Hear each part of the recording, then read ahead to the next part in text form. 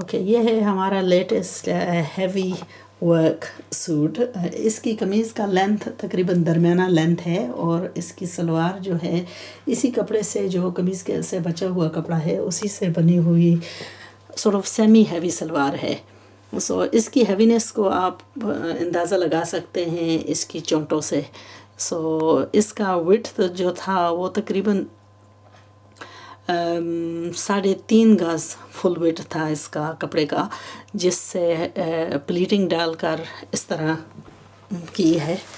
तो यहाँ कुछ पीसेस वगैरह डालने पड़े जो जहाँ आपको थोड़ा सा मुख्तलिफ कलर में नज़र आ रहा है, लेकिन बिकॉज़ ये कमीज़ जो है इसके ऊपर जब आ जाती है तो ये नज़र कुछ नहीं आता।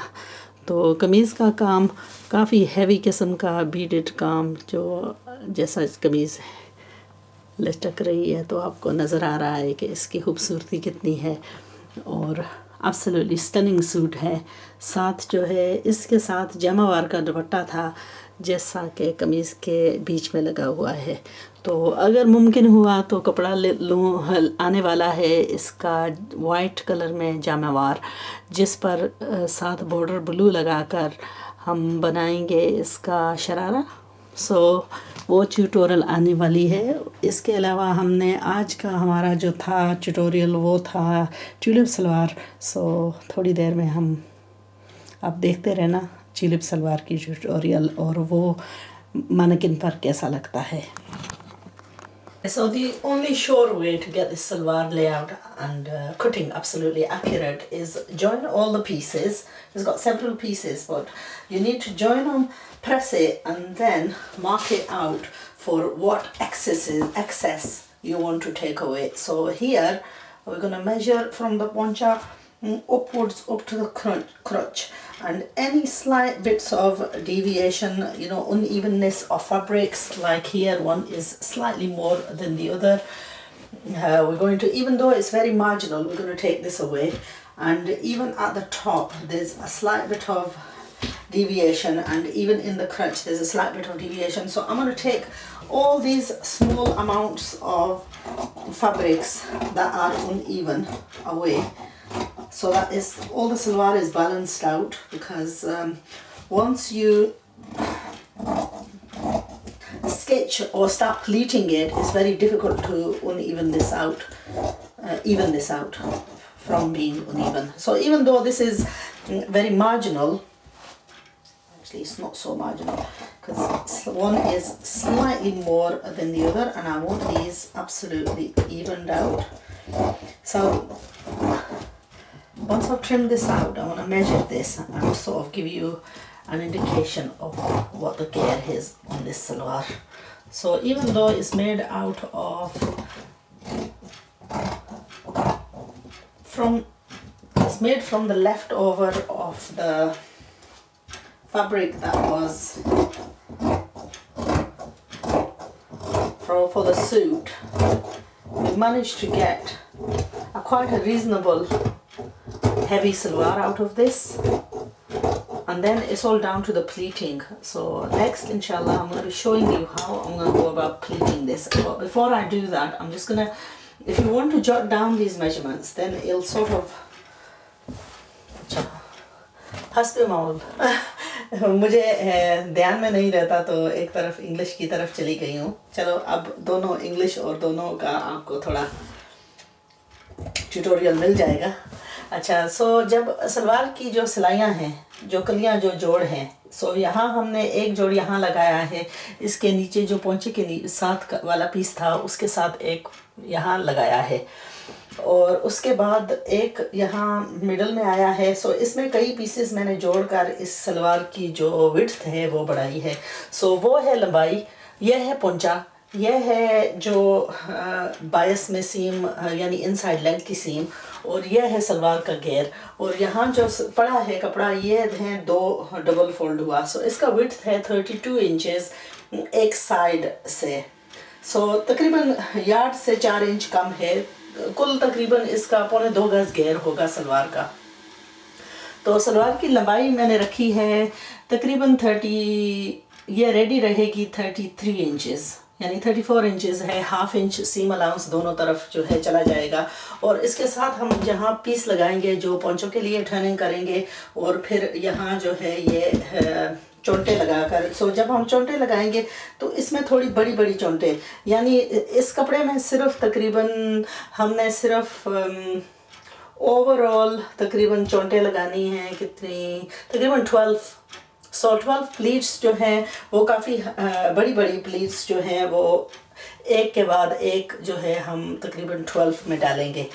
अच्छा, इसका जो पोंचा है उस पर जो है ये थोड़ी सी हल्की कढ़ाई आएगी, जिसको मैं कोशिश करूँगी कि इसका जो रुख हो वो बाहर की तरफ हो, यानी अंदर की तरफ तो ये गुम हो जाएगा लेकिन ये पोंचे से नज़र आएगा। तो यहाँ बिल्कुल एंड पर है, तो इसके लिए मैं जो दूसरा है वो लूँगी। इस वाला कपड़ा बहुत ही कम रह गया है, सो बिल्कुल एंड पर कोशिश करूँगी कि इसकी सिलाई लगा सकूं। ओके, सो अच्छा, इनको जब फोल्ड और प्रेस वगैरह किया है तो इनको उस वक़्त दूसरी पिन्स लगा ली थी ताकि अपनी जगह से जो है सो मूव ना हो। सो ये थे एक्सेस जो पीसेस थे, उनको हमने निकाल लिया है और अब बस इसका स्ट्रेट सिलाई और इसका दूसरा करना है।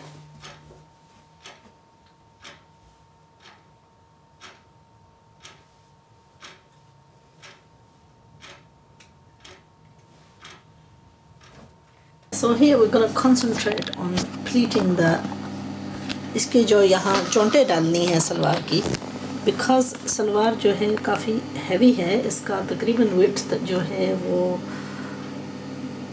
है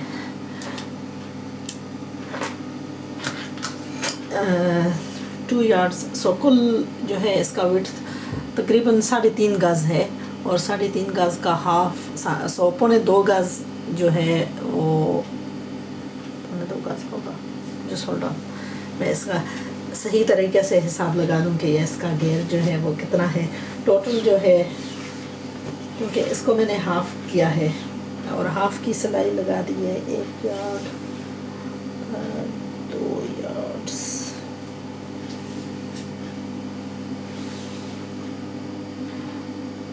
गज तकरीबन 3.5 गज जो है इसका एक तरफ का पल्लू है और दूसरा पल्लू जो है वो 3.5 गज। So total 7 yards of fabric है जिसको हम प्लीटिंग करेंगे।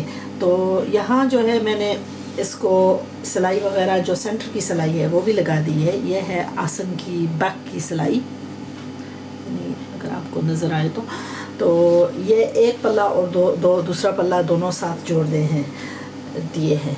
सो इसके जो हमारा है बेल्ट, तो यहाँ बेल्ट पर निशान लगाए हैं। ये है पहला क्वार्टर और फिर ये है बैक का हिस्सा, और इसको हम आधा भी करके इस पर निशान लगाते हैं। ये वो हाफ था और इसको हाफ से भी हाफ फिर करते हैं ताकि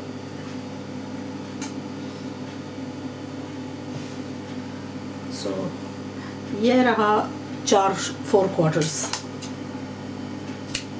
तो एक तो यहाँ 4 क्वार्टर पर साइन लगाया, निशान इसका लगाया है, और एक क्वार्टर पर, यानी ये है 1/8 इसका हिस्सा। तो जो 1/8 थे इसको हम पहले खोल कर इसको नीचे रखते हैं और इसके ऊपर हम सलवार रखेंगे। और ये सलवार का जो हिस्सा जिधर से हम शुरू कर रहे हैं ये है फ्रंट का हिस्सा। सो पहले जब हम इसकी शुरुआत करते हैं तो तकरीबन 1/2 इंच इसको सिलाई लगाकर हम फिनिशिंग कर लेते हैं, और फिर उसके बाद हम लेंगे तकरीबन 2 इंच की फोल्ड, यानी 2 inch in and then 2 inch back. और जिस वक्त ये जो है पकड़ ले और हम तकरीबन 1 इंच आगे बढ़ जाएं इससे, तो हम एक और चोंट लगाएंगे 2 इंच की ही, जो इसके हाफ तक जाएगी।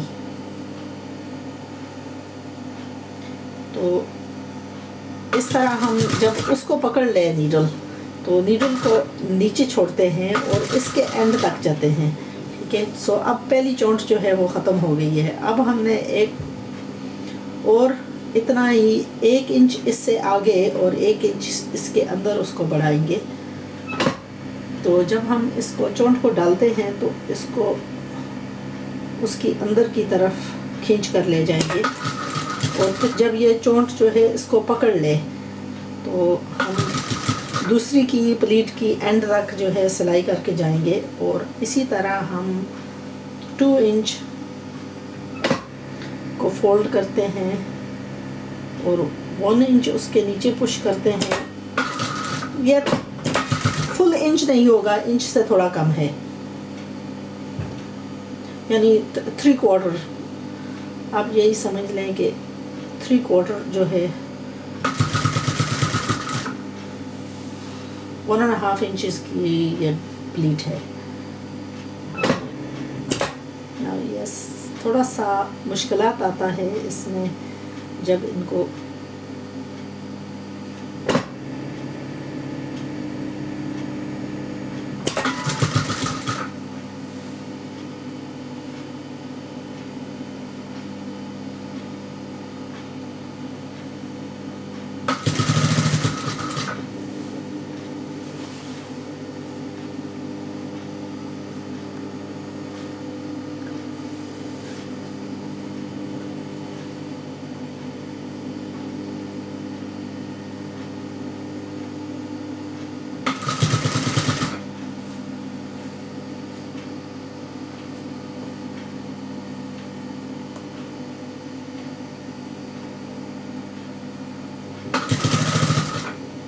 सो ये प्लीट्स जो हैं ये ज़्यादातर फ्रंट और जो सीम का मिडल है इस तक आएंगी। यहाँ है हमारा हाफ और इसका हाफ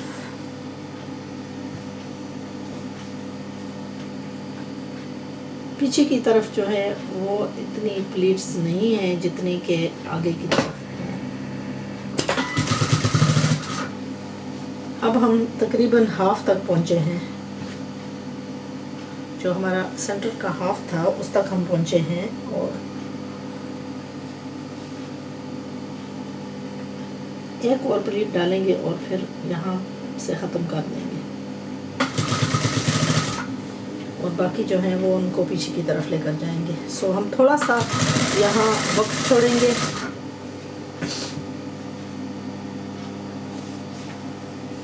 अब 2-3 हल्की चोंटें हैं उनको पीछे की तरफ डालेंगे।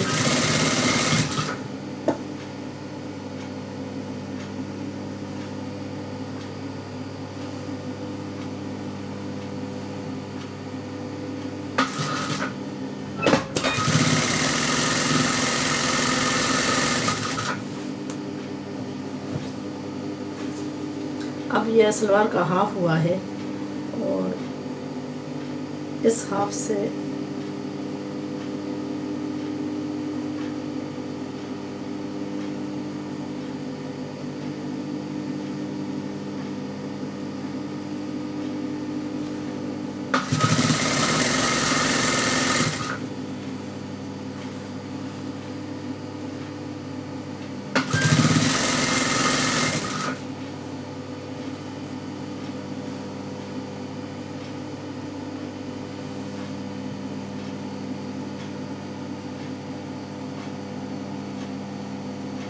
अब चोंटे जो डाल रहे हैं वो उनका रुख उल्टी तरफ यानी अपनी तरफ मैं कर रही हूँ, जैसा कि मुख्तलिफ दोनों की चोंटे आनी चाहिए।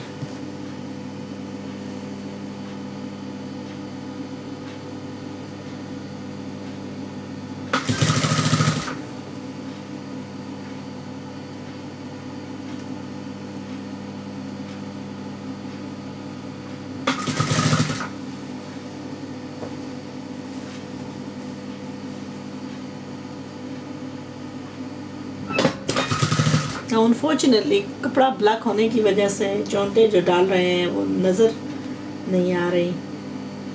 सो मैं कोशिश करूँगी कि इस डिज़ाइन को मैं किसी लाइट कपड़े में कर सकूँ ताकि देखने में आसानी हो।